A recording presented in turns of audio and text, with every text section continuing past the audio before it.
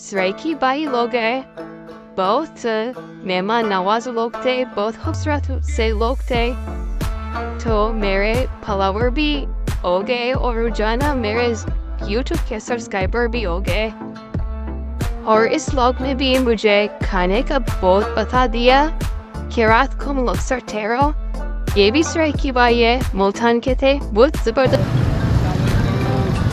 जी मेरा नाम फरहान नासिर है, 477 टिकटॉक पे। हम वो हाई रूम में बैठे हुए थे, उस हाई रूम में हमारा फोर्ट मनरो का वहाँ से हमारी नज़र पड़ी बाइक पे। फिर हमने देखा कि भाई हैं, टिकटॉक भी बनाते हैं, यूट्यूब चैनल बनाते हैं, ताकि हमारी भी सपोर्ट हो जाए टिकटॉक पे, ताकि हमें आप फॉलो कर सकें। इंशाल्लाह इंशाल्लाह। अभी पोर्टमंडू पे जा रहा है, पोर्टमंडू जा रहा है। ये इसमें पठान और सराइकी मिक्स्ड है। सब इंजीनियर और टेक्निकल लोग थे, मेरे मूड के बंदे थे, बहुत ज़बरदस्त लोग थे। Wow! Good!